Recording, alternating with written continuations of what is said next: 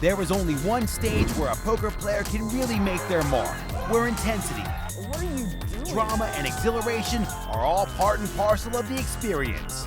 Tournament Poker, where dreams are realized and stars are born. There's no right or wrong way to play poker. There's not one method that will guarantee success, but there are ways and means for you to maximize your chances of winning. There are good habits and bad habits. There are situations to avoid and situations to seek. And there are those who have the knowledge to exploit them. We're going to teach you how to master the game, from the basics to the advanced.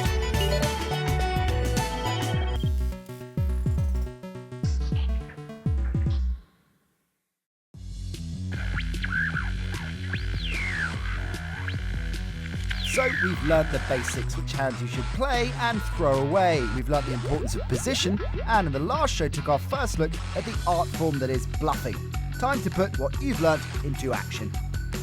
Let's focus on tournament poker, where you can turn $5 into a cool million or more. Tournament poker can make heroes of men or women.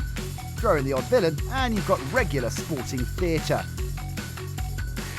In today's show, we're going to arm you with some tips for your first tournament. We'll find out what it's like to win the big one, and we'll give you some pointers for the best places to spend your buy-in. This show looks at poker played all over the world, but on our travels today, we drop in on the Bahamas, where we find out that poker requires more than just mental fitness. And we'll be back in Barcelona, where we hear the tournaments preferred by Barbero, Jorgensen, Paris, and Negreanu. Okay, enough of that. Let's kick off with a short tutorial. Tournament poker is how most people hone and develop their poker skills. The difference between tournament poker and cash game poker is that every person wishing to enter the tournament pays the same amount of money up front in exchange for a predetermined amount of chips.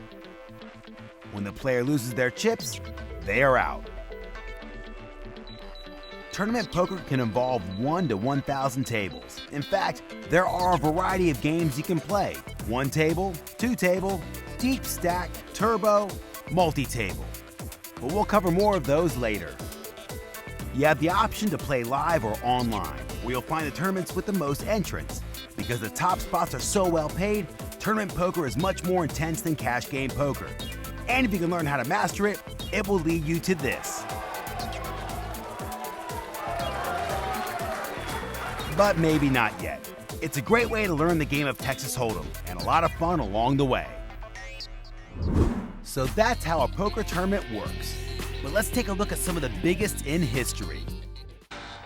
People often find themselves asking, what is it that has made this game of poker such a worldwide phenomenon, given so many people fame and fortune, and become the game that people want to play when they pick up a pack of cards? Playing in a poker tournament can involve ludicrous sums of money, with the winners being written into the history books. Tournaments are growing in size all the time, with consistently larger fields, entrance fees, and cash prizes. The European Poker Tour is now widely recognised as the foremost poker tour on the planet. The tour travels to the prettiest parts of the continent, from the white slopes of Austria to the beautiful beaches of Barcelona. Founded by John Duthie, the tour continues to grow in both size and prestige, with prize pools reaching up to €8.5 million. Other prestigious tours include the Asia Pacific Poker Tour, which has been a huge success across Asia, with the ever-increasing prize pools enticing poker players from around the globe to pack their bags and explore some exotic locations such as Sydney, Macau, and Manila. And last but certainly not least, the Latin American Poker Tour, which began in 2008 and promises to keep on growing, as playing for multi-million-dollar prize pools in cities such as Sao Paulo and Rio is enough to attract anyone. The LAPT Tour now encompasses the PokerStars Caribbean Adventure, which is the second largest poker festival on the circuit, one that professionals mark on their calendars as soon as it's announced. It's hard to determine what we measure when calling a tournament big. Here are a few of the biggest to get your teeth around. Firstly, the most influential. The most famous and influential tournament in history is obviously that of the 2003 World Series of Poker main event, where Chris Moneymaker from Tennessee turned a $39 investment into a $2.5 million win in his first ever live tournament. That win set the tournament ball rolling, with everyone and his dog believing that could be me. It really took off, and poker obviously exploded, and I got the credit for a lot of that. What else can be big? The entrance fee. As well as winning a lot of money, some people pay an earth-shattering amount just to play. High roller events are getting higher and higher all the time, with the Aussie Millions 2011 Super High Roller being the first $250,000 event, with 20 people putting down the price of a house. Eric Seidel made good use of his investment, taking the title and the $2.5 million prize money. Is it a numbers game? Number of entrants. It makes sense that the less the tournament costs, the more could afford to enter. This was certainly true for the PokerStars Sunday Storm in March 2011. There were 113,770 entrants that paid the $11 for a shot at the $1 million guaranteed prize pool. That's more people that live in Monaco, Liechtenstein and St Kitts and Nevis put together. And last but definitely not least, cash prize. The biggest ever tournament win is that of Jamie Gold at the 2006 World Series of Poker main event, when he won a staggering $12 million from an $82 million prize pool, the largest in poker history. That's enough to buy over 48,000 pairs of Joe Hasham sunglasses. So, as you can see, there are many ways to measure a big tournament, but whichever way you look at it, they're only going to get bigger. Let's look at some of the different types of tournament format available to you. Time for some terminology. Sit and go. A sit and go is a type of tournament normally found online where once a specified number of seats are filled, usually seated around a single table, play begins. Play doesn't normally last much more than 1 hour, and the top 2 or 3 spots are normally paid. Rebuy. To rebuy is to buy back into a tournament after losing all your chips. In a rebuy tournament, there is a set period of time when a player is able to purchase more chips once they have lost them. Depending on the game, that can be anywhere between 1 and an unlimited amount of times. In these tournaments, expect aggressive play within this rebuy period as players try to amass lots of chips. Free roll. A free roll is a tournament that is free to enter. Yeah, that's right, free. Free rolls usually have cash prizes as well as possible entry into other tournaments and are a great way for a player to build experience and possibly a bankroll. Deep stack. A deep stack tournament is one where all players start with a larger than usual amount of chips in comparison to the size of the blinds. A deep stack tournament is said to favor the more experienced player as they last longer, and playing more hands means the luck element is reduced. Turbo. A turbo tournament is one where the levels of blinds and antes increase at a higher speed. Players generally play much more aggressively in turbo tournaments as there is no time to wait around for nice hands. Short-handed. Short-handed tournaments are those that contain fewer players at any given table than you would expect in a normal game. When there are fewer players at the table, there is generally more action, with players choosing to play a wider range of hands than usual. Satellite. A satellite is a tournament in which the winners receive entry into another tournament with a higher entry fee. Satellite tournaments are a great way of turning a tiny investment into a big payday. When it comes to European tournaments, there are few players with a better record than Luca Pagano, so let's find out one of the secrets to his success.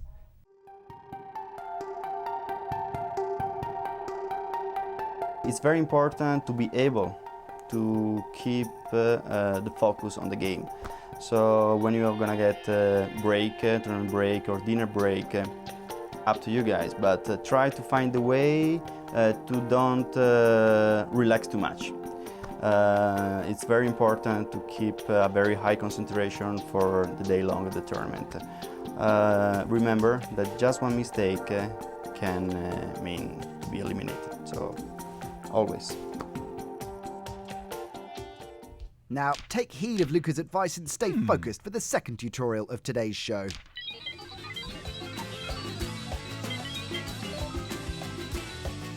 When you enter your first tournament, make sure that it's the right tournament for you. Before you register, look out for a couple of things. What's the buy-in? Don't play in tournaments you can't afford.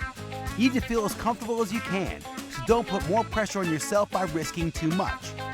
What kind of tournament is it? Earlier we told you about turbos, deep stacks, and other tournament variations. Bear this in mind before you register to any tourney. And now how to play. You want to be able to be patient and wait for good starting hands. Sit back and take your time. Try to keep building your stacks slowly and surely. Steal blinds when you can, and only build huge pots if you're very confident that you have the best hand. Always keep track of your stack size in relation to the blinds. If you have over 25 big blinds, you're quite comfortable. When you have 10 big blinds or less, you're in all in or fold territory. A standard raise will commit a lot of your chips, you might as well go all in. So keep it simple. If you cash, great, but your first tourney should be about gaining experience.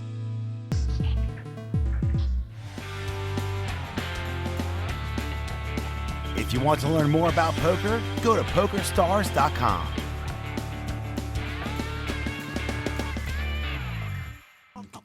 Almost time for a break, but just before we go, a question. In the 2010 World Series of Poker main event, there were 7,319 entrants. But how many players competed in the 1971 main event? We'll give you the answer after the break.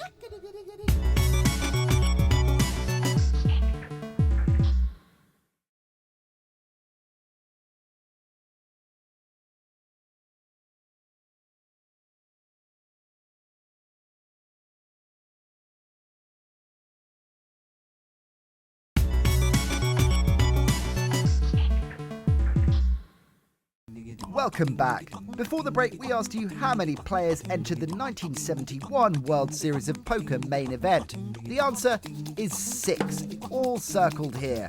The victor that day was Johnny Moss, who took home $30,000, tiny in comparison to the $8,944,000 taken home by the 2010 winner, Jonathan Duhamel.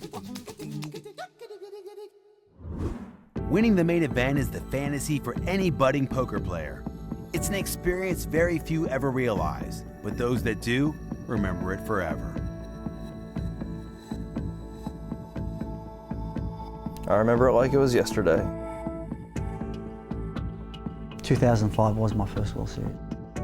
These two men share a bond through an experience that all poker players dream of. They both know how it feels to win the biggest tournament on the poker calendar, the World Series of Poker main event. But when they first arrived in Vegas, it seemed a million miles away. When I went to Vegas for my first WSOP, I was really in awe of the whole experience. It was so surreal. I'd never seen so many poker players or so many poker tables in the one place. And I guess it was overwhelming for me initially. I remember walking up to my seat where I was assigned to sit about 5 hours before the tournament started, and gave it a little rub, gave it a little touch for luck, and the guy saw me doing that, and it's like, yeah, this must be your first World Series, and I said, yep. I looked around and I said, wow, am I really here? What am I doing here? And then something came over me and I kind of like slapped myself out of it, and I said, you know what, shut up, sit down and play. And play they did. But as the days passed, it wasn't all plain sailing on the way to the final table. I was down to like 45,000 in chips, which at that point was pretty low, and I was crippled mentally and emotionally. And I walked outside, called my wife, and told her I'll be coming home soon, and then really had to clear my head and get focused again because I did still have a chance. I mean, we were getting closer to the money. We came back on break, and I won my first couple hands out of the gate and kept going in the right direction. And I never took a hit again in the tournament. Sure, the anticipation and the excitement built every day. The one thing that protected me was that I didn't look too far ahead. I just wanted to get through the day and have some chips and come back tomorrow and play some more. Making the money was achievement enough for some, but for these guys, they began to want more. Once we made the money, dude, I was the happiest guy you've ever seen. I mean, we got paid $21,000 for making the money. That was life-changing money for me. That was huge. So you can imagine what happens 2.5 million later. When we closed up shop and we were at 27 players at the end of day 5, I remember 27 guaranteed me like 440,000. And just by coincidence, my mortgage was 400,000. So I rang my wife up and I told her, honey, look, you know, I guess we're not going to have a mortgage when I get back. And we both started crying on the phone. That was my most emotional moment of the whole 7 days.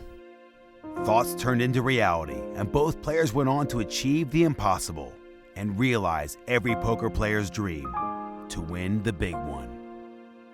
I remember specifically when Danneman called my all-in on the turn, and I had him drawing to 3 outs to tie. He couldn't win, and the crowd erupted. There you have it, Joseph Hashim stands alone. I just fist pumped the air with both hands. The moment that the card hit, I remember yelling, I remember hugging my dad and him being there, and that was a special moment, and the whole tournament was just very special. That week was incredible. As I walked into the bathroom, I saw my image in the mirror. I looked at myself, and that's when the emotions ran a bit wild, and I realised what I'd accomplished. You know, I realised that then my life had been changed forever. Almost a decade on from Chris Moneymaker's inspiring story first hitting our TV sets, these familiar faces continue to be great ambassadors for poker. And the secret behind their success? One of the key things in tournament poker is survival. Just don't give up, and as long as you have chips, you're still in the game. I totally believe that patience and discipline are the two most important, critically important ingredients that you need to be successful, especially when you're starting out. One decision can send you home. Even though you started playing at noon, you got to make the correct decision at 10 p.m. just as you would at noon. The discipline to sit there and wait, sit there and fold hands that you shouldn't be playing, that's what makes heroes. That's what makes winners. Thanks, guys. That was emotional. But how do you concentrate for hours or days without making mistakes? Well, here's today's final tutorial to clear it up. Not all poker players are fine physical specimens with bulging biceps and strong chiseled jawlines, but some players make a point of staying in shape, not only because of the media spotlight, but because they realize the direct correlation between physical fitness and playing well after long sessions of poker. To have long-term success in poker, you have to be tough, both mentally and physically. Endurance is key. Mentally, you need to stay aware of what's going on around you, and feeling tired or fatigued isn't going to help matters. Barring a few exceptions, many recent tournament winners have been young and active. And as much as some players might attribute this to the changing face of the game, the high entry numbers these days make for longer tournaments.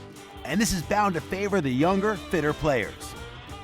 Is it essential to be in good physical shape? No, but it certainly helps. Not everyone can play into their 70s like Doyle Brunson, but those that can attribute it to good preparation and a healthy lifestyle. So stay fit and focused, hydrated and relaxed. Just be wary of the masseuse bill.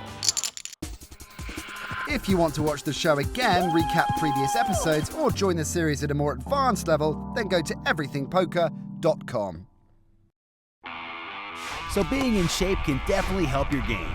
Everything Poker stumbled across 3 of the game's shooting stars who happened to be testing each other's fitness on a beach in the Bahamas.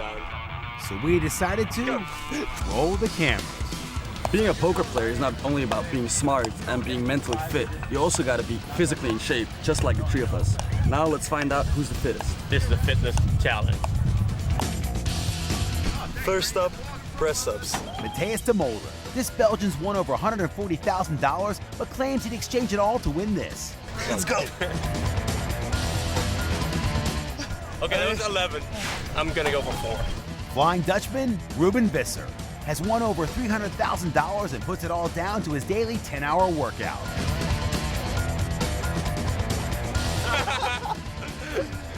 This should be an easy game, guys. Twin brother Matthijs, Christophe de Mulder, told us that he and Matthijs think and look the same, but he has the strength of a panda. Let's see. Am I done? Now it's time to do some sit-ups. Let's go. 30, I think, right? Hey, man, but there's a muscle here hurting me pretty badly. Sit-ups. How can you beat that? That was like super fast. It's time to extend the lead.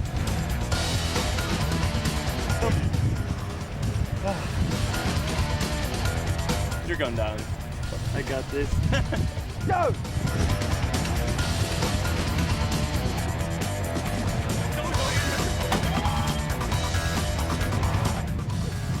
Twins, got nothing on me. Congratulations to I Kristoff. just got a heart attack.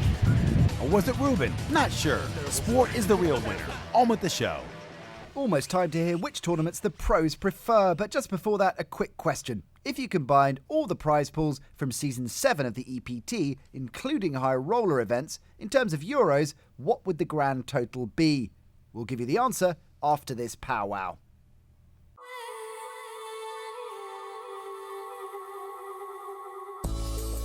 From the glitz of Monte Carlo to the beaches of the Bahamas and the grandeur of London, poker truly is a worldwide game. The days when you could only find a good tournament in Las Vegas are long gone. Continental poker tours are on the rise. But what are the best tournaments to play? In sunny Barcelona, we asked for the game's best tournament players which tournaments have a special place in their hearts. Nacho Barbero, the Argentinian who won back-to-back LAPT tournaments. EPT winner and English starlet Liv Boré, Danish bracelet winner and WPT title holder Theo Jorgensen, and the highest earning tournament player of all time, Daniel Negreanu, was in attendance. I've been playing tournaments for a long time, obviously, like mostly in the US. One of the things in the last few years that I really enjoyed is traveling overseas and playing a lot of these EPTs, because people don't realize, I think, like how many beautiful spots we're at. I mean, like, do you have a favorite spot on the EPT that you like to go to? This is basically my Barcelona? favorite. Me too. I love Barcelona. The atmosphere and the culture is so different from EPT San Remo, Italy to Spain to France. The LAPT, you obviously play some of those. Like, is there a difference in skill level, do you think, between the LAPTs and the rest? Is it a little juicier, like a little more value? A tournament with more value is one with weaker players. Basically, a tournament you are more likely to win. Yeah, I think there is way more value in South America than here. And the locations are really good on the LAPT, so it's kind of fun, so you can go. If there's one spot on the LAPT that you'd recommend that I definitely check out, which one would it be? I would say Costa Rica was fun. It's a beautiful country with so much green and beautiful beaches. The rainforest, you know.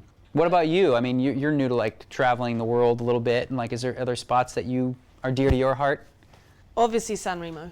I wonder why. She happened to win that one. She didn't just win any tourney. Liv took down the San Remo leg of the European Poker Tour in Season 6, which, with 1,240 entrants, is the biggest live tournament ever held in Europe. That was a juicy tournament, right? Yeah, it was a juicy tournament. It was just beautiful location. The people were lovely. Yeah, highly recommend that. Where else? I went to the PCA, the PokerStars Caribbean Adventure in Bahamas, which was, the hotel's incredible. And it's such a nice spot to go to in January. That's become a monster now. Yeah, but I'm really looking forward to going there to see how good it is compared to the World Series.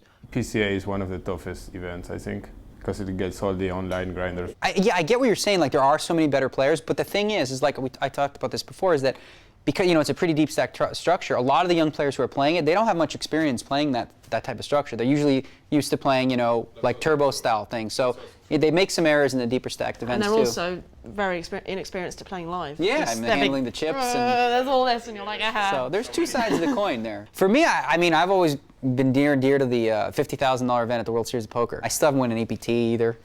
Came close, but very no cigar. Nice. For me, it'd be the EPT Grand Final. To me, it's so prestigious. How about you? What's near and dear to your heart? I would say that one as well, or if I could win on my home turf in Copenhagen would be pretty cool.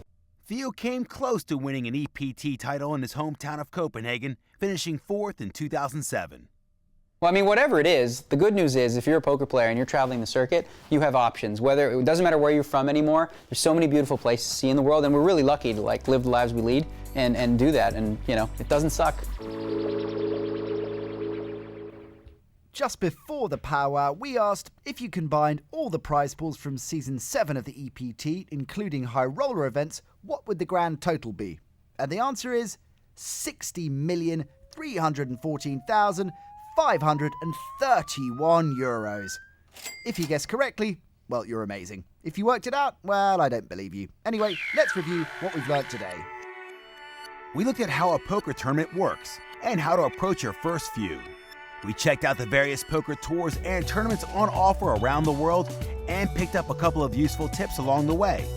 We also found out just what it's like to achieve poker's ultimate accolade and take home the biggest tournament of them all. And finally, we looked at what it takes to stay focused during the long sessions of tournament play. To practice all you've learned in the show today, go to PokerStars.com. Once on the site, this week's task is to enter some free roll tournaments. It'll give you a taste of tournament play and the patience and discipline you need to succeed. If you follow the advice from today's show and earlier episodes, you may be surprised at the good results. Coming up next time, we dedicate the first of 2 shows to the art of betting. Why to bet, how much to bet, and when you should just throw them away. There will be analysis from Daniel Negreanu and Joe Hashim. Some more priceless pro tips, and you can't afford to miss our guide to folding. It's an important topic, ladies and gents. Make sure you tune in. This is the greatest game on earth. Let's master it together.